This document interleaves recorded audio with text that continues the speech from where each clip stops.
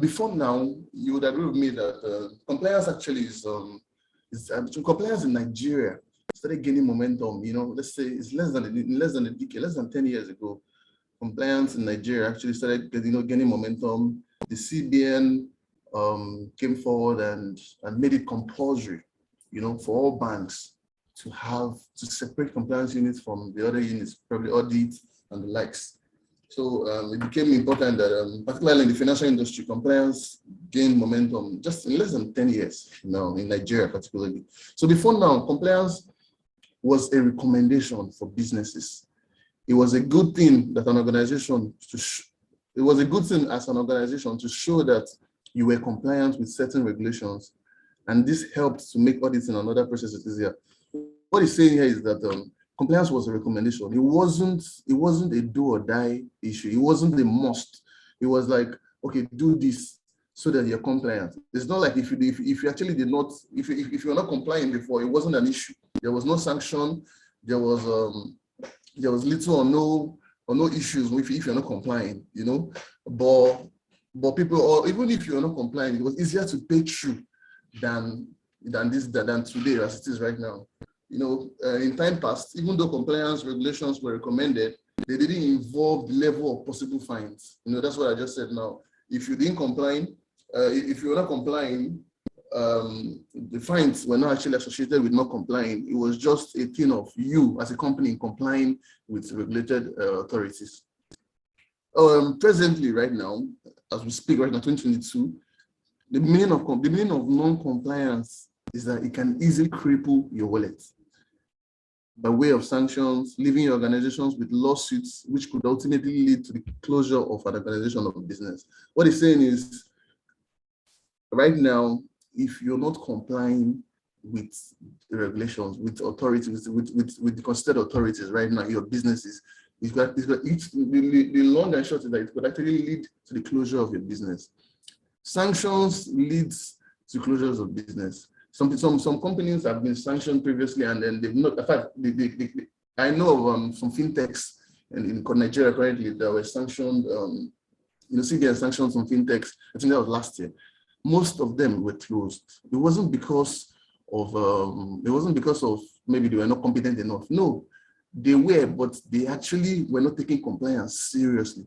Most of these fintechs that appear as banks, they were not taking compliance seriously. And then when they were sanctioned, most of them couldn't come back from it. So sanctions actually erodes your profit, if it takes away your capital, leaves you in debt. That just keeps you bankrupt. What compliance does for you is to avoid all those debts, avoid all those issues that come with it just by being compliant. Compliance entails being proactive rather than being reactive. Proactive, I mean, it's compliance tries to see the problem before it happens. That's compliance for you. We're not like, okay, let the problem happen and then we actually create a solution to it. Of course, we would actually create a solution to it if there's a problem, but then we try to see the problem before it happens. We try to comply. We try to be ahead of the game. We try to be 2 steps ahead so that we actually foresee the problem and then try to block the problem from actually happening, And then we aim to prevent rather than wait for a business to be hit by sanctions and subsequently look for ways to provide a solution, just like I earlier said. So let me talk about regulation, like I said. Like I said, regulation gave birth to compliance in a layman's language. Regulation is a set of specific control systems put in place by a supervisory body to promote compliance with laid down processes and practices for the ultimate benefit of the stakeholders. Regulation is important because it helps to checkmate the excesses of the people being regulated. Regulations could be in form of legislations, policies, directives, acts, rules, edicts, guidelines made and maintained by an authority. Now, what it's saying is this: regulation is actually it's like a rule, a law, put in place by an authority. This supervisory body here means an authority, put in place by. When you say something is an authority, authority is legal. That is, it's a legal apparatus more. It's like a body, a legal body. So well, regulation is actually put in place by a legal body, you know. And then now those regulation is actually to promote compliance with those laid down practices for the ultimate benefits of the stakeholders. Now, just in a nutshell, just for me to break it down, I actually like comparing regulation with like a government. You know, a country without a government can be said to be in anarchy. And we all know that anarchy is a system of government, is the system where there's actually no government.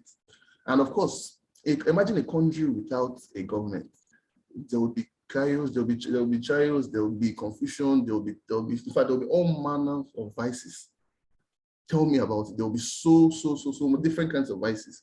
You know, there will be no government, there will be no police to stop them, there will be nothing. Everybody will just be left on their own to defend themselves. We don't want that kind of situation.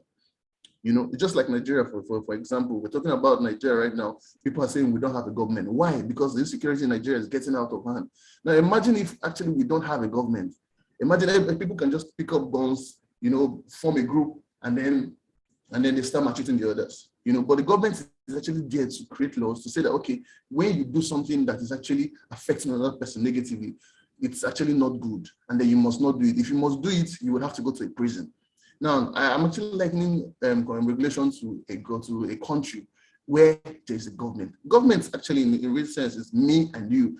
The only difference is that they were voted into power by the people, you know, by a larger segment of the people to say, okay, represent us and make laws for us and then rule us, you know. So now, if there is actually no government, it's actually chaos. Now, similarly, if there's actually no regulation in an organization, in a country, or for instance, if there's no regulation for businesses, people would actually do a lot of things and get away with it. Let me give an example of, let's talk about NAFDAC, for instance. NAFDAC comes about with regulations for medicines, you know, pharmaceuticals and the rest.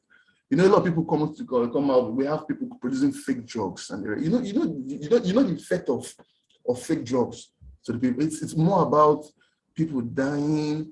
You know, people having kidney diseases, liver diseases, you know, and the rest. But NAFDAC now is a regulator to these pharmaceutical companies.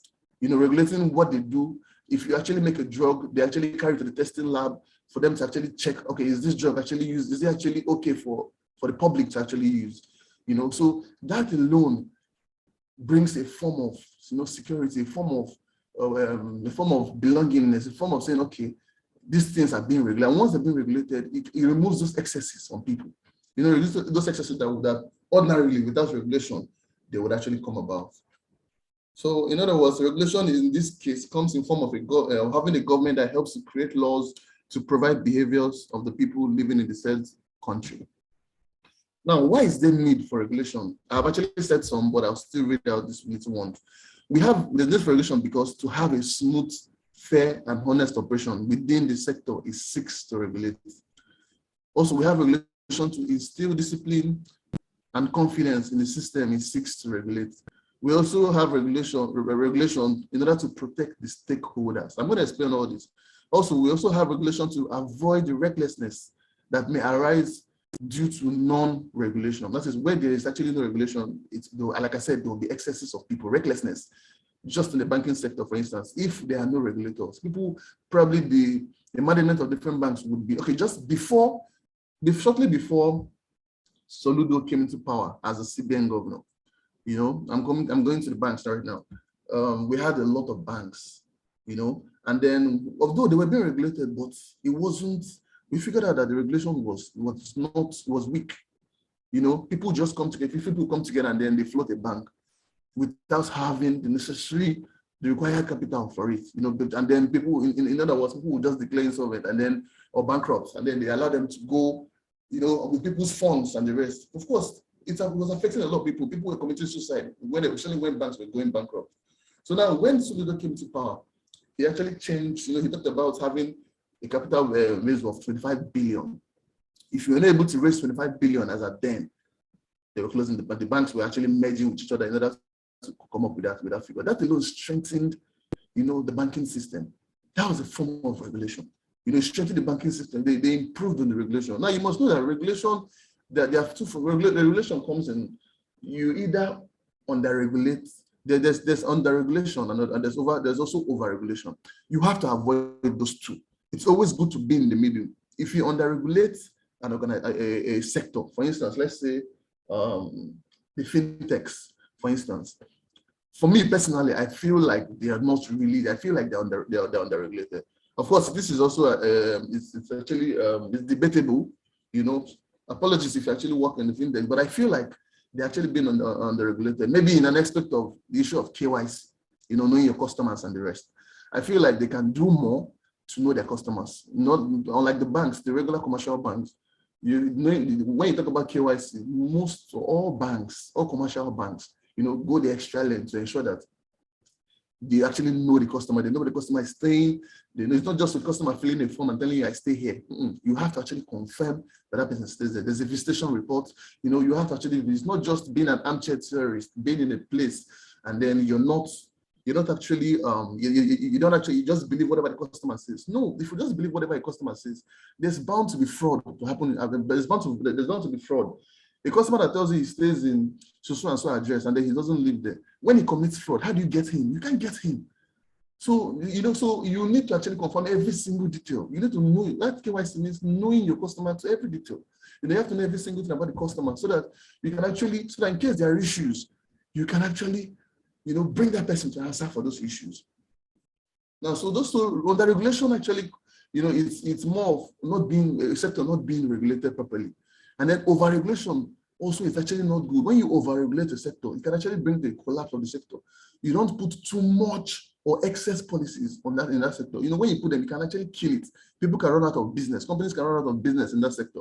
So in other words, regulation must be at the middle.